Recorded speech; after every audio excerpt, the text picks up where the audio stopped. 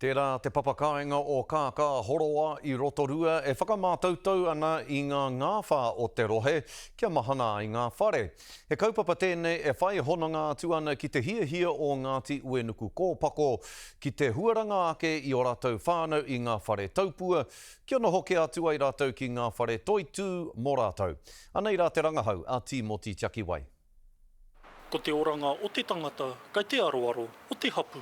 I think that what we have started here is something to be proud of for the hapu, that we are actually providing for our people, and that, you know, only years will tell what that effect will be. Te kaumārima ngā whare kua huakina I te hapu o Ngāti Uenuku kōpako I ngā marama e rua kua pahure. Ko te whāinga mō rātou kia uru atu ngā whānau e noho ana I roto I te makariri ki e nei whare. He whakamahi anō I ngā ngāwha ki te whakamahana. It was over a period of probably 6 months. Yeah, from groundworks through to firing the systems up. Pretty much exactly the same as an air source heat pump, which is the normal heat pump that you would have outside a house with a big fan spinning away.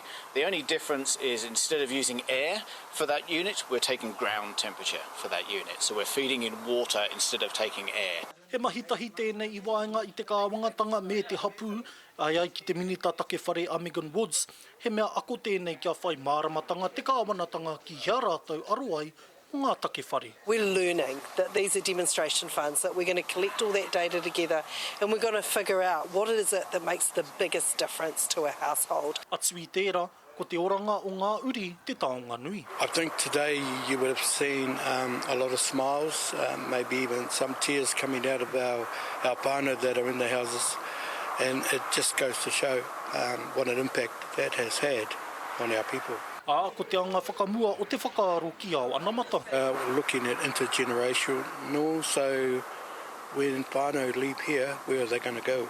I mean, I'm talking about the kids when they grow older. We want to also provide for them for the future. Me te tūmanako, ka hua te aroha I konei. Timoti Tiakiwai, Te Karere.